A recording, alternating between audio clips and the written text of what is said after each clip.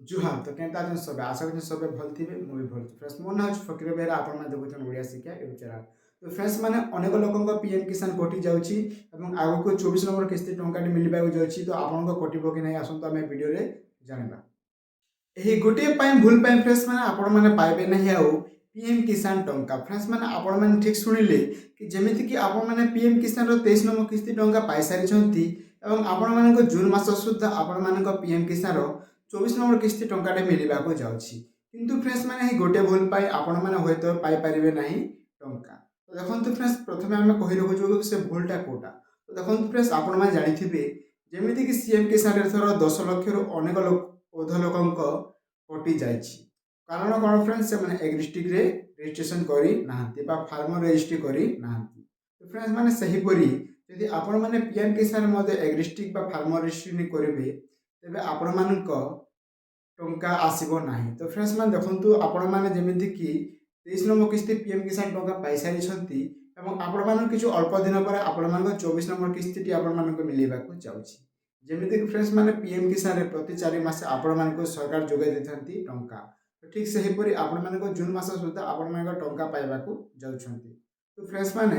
ଆପଣମାନେ ହୁଏତ ଏଥର ଟଙ୍କା ପାଇପାରିବେ ନାହିଁ ଯଦି ଆପଣମାନେ ଏଗ୍ ଡିଷ୍ଟ୍ରିକ୍ଟରେ ରେଜିଷ୍ଟ୍ରି କରିବେ ନାହିଁ ଏଗ୍ ଡିଷ୍ଟ୍ରିକ୍ଟ କ'ଣ ଫ୍ରେଣ୍ଡସ୍ ମାନେ ଦେଖନ୍ତୁ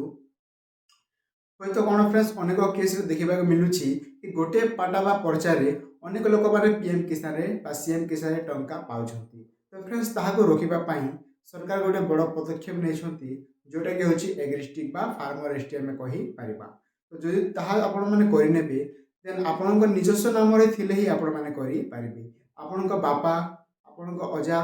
ଅନ୍ୟ କୌଣସିଙ୍କ ନାମରେ ଥିଲେ ଜମି ଆପଣମାନେ ପାଇବେ ନାହିଁ ଟଙ୍କା ତ ଫ୍ରେଣ୍ଡସ୍ ମାନେ ନିଜ ନାମରେ ଜମି ଥିଲେ ହିଁ ଆପଣମାନେ ପାଇପାରିବେ ଟଙ୍କା ନଚେତ୍ ଆପଣମାନେ ପିଏମ୍ କିଷାନ ଓ ସିଏମ୍ କିଷାନରେ ଆଉ ପାଇପାରିବେ ନାହିଁ ଟଙ୍କା ତ ଫ୍ରେଣ୍ଡସ୍ ମାନେ ଆପଣମାନେ ବୁଝିଗଲେ କି ଏଗ୍ ଡିଷ୍ଟ୍ରିକ୍ଟରେ କ'ଣ କରିବାକୁ ପଡ଼ିବ ତ ଫ୍ରେଣ୍ଡସ୍ ମାନେ ଦେଖନ୍ତୁ ଯାହାଙ୍କ ନାମରେ ଜମି ନାହିଁ ସେମାନେ କ'ଣ କରିବେ ଏଗ୍ ଡିଷ୍ଟ୍ରିକ୍ଟ ପାଇଁ ତ ଫ୍ରେଣ୍ଡସ୍ ମାନେ ଆମେ କହି ରଖୁଛୁ ଯେଉଁମାନଙ୍କ ପାଖରେ ନିଜସ୍ୱ ନାମ ନାହିଁ ବା ତାଙ୍କ ଅଜାଙ୍କ ନାମରେ ବା ତାଙ୍କ ବାପାଙ୍କ ନାମରେ ଅଛି କିନ୍ତୁ ସେମାନଙ୍କ ବର୍ତ୍ତମାନ ସମୟରେ ମୃତ୍ୟୁ ହୋଇସାରିଛି ତ ସେମାନେ କ'ଣ କରିବେ ନା ଆପଣଙ୍କ ପାଖରେ ଥିବା ରାଜସ୍ୱ ବିଭାଗ ଯେଉଁଟାକି ଆପଣମାନଙ୍କ ଆର୍ଏ ଅଫିସ୍ ହେଉ କିମ୍ବା ତହସିଲ ଅଫିସ୍କୁ ଯାଇ ଆପଣମାନେ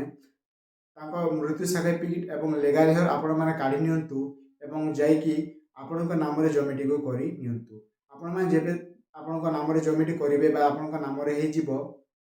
ଦେନ୍ ଆପଣମାନେ ଏଗ୍ ଡିଷ୍ଟ୍ରିକ୍ଟ ବା କୃଷକ ରେଜିଷ୍ଟ୍ରିରେ ପଞ୍ଜୀକୃତ ହୋଇ ଆପଣମାନେ ପୁଣି ଥରେ ଟଙ୍କା ପାଇପାରିବେ ଏବଂ ଯେଉଁମାନଙ୍କ ଟଙ୍କା କଟିସାରିଛି ସେମାନେ ଏହାକୁ ଯଦି କରିବେ ତ ତାଙ୍କ ଟଙ୍କା ମଧ୍ୟ ମିଳିବାର ଚାନ୍ସେସ୍ ଅଛି ତ ଫ୍ରେଣ୍ଡସ୍ ମାନେ ଆପଣମାନେ ବୁଝିଗଲେ କି ଏଗ୍ ଡିଷ୍ଟ୍ରିକ୍ଟ କ'ଣ ଏବଂ ଏହା ପିଏମ୍ କିଷାନ ଏବଂ ସିଏମ୍ କିଷାନ ଦୁଇଟି ପାଇଁ ହିଁ କାମ କରୁଥାଏ ତ ଫ୍ରେଣ୍ଡସ୍ ମାନେ ଯଦି ଆପଣମାନେ ଏହା କରିବେ ନାହିଁ ତେବେ ଆପଣମାନଙ୍କ ଟଙ୍କା ପାଇପାରିବେ ନାହିଁ ଯେମିତିକି ଫ୍ରେଣ୍ଡସ୍ ମାନେ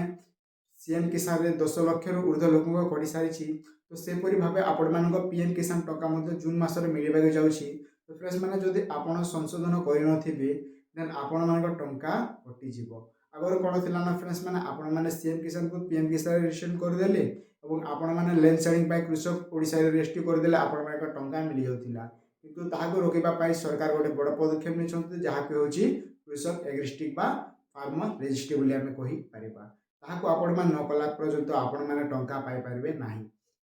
ଏବଂ ଯାହାଙ୍କ ନିଜ ନାମରେ ଅଛି ସେମାନଙ୍କର କିଛି ପ୍ରୋବ୍ଲେମ୍ ହେବ ନାହିଁ ଫ୍ରେଣ୍ଡସ୍ ମାନେ ସେମାନେ ନିଶ୍ଚିତ ଭାବେ ଟଙ୍କା ପାଇବେ ଏବଂ ଯାହାଙ୍କ ବାପାଙ୍କ ବା ଅଜାଙ୍କ ନାମରେ ଜମି ଥିବ କିନ୍ତୁ ସେମାନେ ଟଙ୍କା ପାଉଥିବେ